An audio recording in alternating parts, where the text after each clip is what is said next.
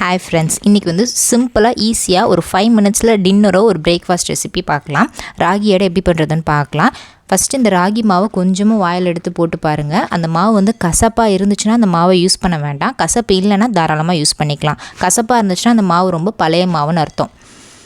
கடையில வாங்குன மாவு தான் யூஸ் பண்ணியிருக்கேன். நான் 2 வெங்காயம், 3 கப் ராகி மாவு, 4 வரமிளகாய், ஒரு கைப்பிடி ஃபுல்லாக கருவேப்பிலை. நீங்கள் கருவேப்பிலை பதிலாக நீங்கள் வந்து முருங்கைக்கீரை கூட யூஸ் பண்ணிக்கலாம். ரொம்பவே டேஸ்ட்டு சூப்பராக இருக்கும். ஃபஸ்ட்டு இந்த மாதிரி ட்ரை இன்க்ரீடியன்ஸ் எல்லாத்தையும் நான் வந்து நல்லா மிக்ஸ் பண்ணிக்கிறேன். வெங்காயத்தை நல்லா இந்த மாதிரி உதுத்தூட்டு நல்லா சேர்த்துக்கோங்க. அப்போ தான் வந்து எல்லா சைடுமே நம்மளுக்கு வந்து வெங்காயம் நல்லா மிக்ஸ் ஆகி நல்லா கிடைக்கும். கொஞ்சம் கொஞ்சமாக தண்ணி தெளித்து இது வந்து சப்பாத்தி மாவோட கொஞ்சம் லூஸான கன்சிஸ்டன்சியில் நம்ம பிசைஞ்சு எடுத்துக்கணும். இது வந்து செய்கிறது ரொம்பவே ஈஸி. 2 அடை சாப்பிட்டாவே பெரியவங்களுக்குலாம் நல்லா ஃபில்லிங்காகவும் இருக்கும். ஹெல்த்தியான ரெசிபியும் கூட. இதுக்கு தேவையான உப்பு போட்டு நல்லா மிக்ஸ் பண்ணி எடுத்து வச்சிடலாம். இது வந்து சப்பாத்தி மாவோட கொஞ்சம் கன்சிஸ்டன்சி வந்து கொஞ்சம் லூஸாக இருக்கணும். உங்களுக்கு பார்த்தாவே தெரியும் பாருங்கள். கொஞ்சம் குழக்குழன்னு இருக்கணும். ரொம்ப குழக்குழன்னு இருக்கக்கூடாது. அதாவது ஒரு அந்த அடை தட்டுற அளவு கன்சிஸ்டன்சி உங்களுக்கு பார்த்தாவே தெரியும் எந்த அளவுக்கு லூஸாக பிசைஞ்சிருக்கேன்ட்டு. இது செய்ய கரெக்டாக ஒரு 15 minutes தான் ஆகும். இப்போ ஒரு பட்டர் ஷீட் அப்படி இல்லைனா வாழை இலை அப்படி இல்லைனா ஒரு பிளாஸ்டிக் ஷீட் எது வேணாலும் நீங்கள் எடுத்துக்கலாம். இது மாதிரி ஒரு பால் மாதிரி உருட்டி வச்சுக்கோங்க. அதுக்கப்புறம் இந்த மாதிரி கையிலே கொஞ்சம் கொஞ்சமாக அப்படியே ஸ்ப்ரெட் பண்ணிங்கன்னா உங்களுக்கு வந்து அந்த ரோட்டி வந்து அப்படியே ஃபுல்லாக ஸ்ப்ரெட் ஆகிடும். நல்லா மெலிசாக தட்டலாம். எவ்வளோக்குள்ள மெலிசாக அவங்களால தட்ட முடியுமோ அவ்வளோக்குள்ள நல்லா ஸ்ப்ரெட் பண்ணி எடுத்துக்கலாம்.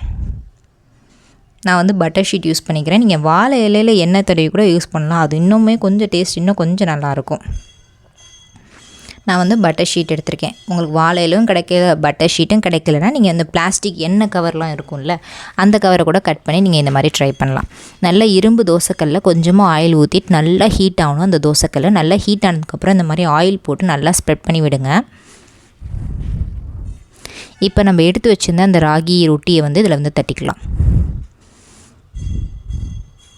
நம்ம தோசைக்கல்லையும் அந்த காலத்து பாட்டிலாம் தோசைக்கல்லே அப்படியே டேரெக்டாக தட்டுவாங்க. ஆனால் அது கொஞ்சம் மொத்தமாக வரும். நம்ம இது மாதிரி பண்ணும்போது கொஞ்சம் மெலிசாக கிடைக்கும். நல்லா கிறிஸ்பியாகவும் கிடைக்கும். நீங்கள் சிம்லேயே வச்சு எடுத்திங்கன்னா நல்லா முறுமுறுன்னு கிடைக்கும்.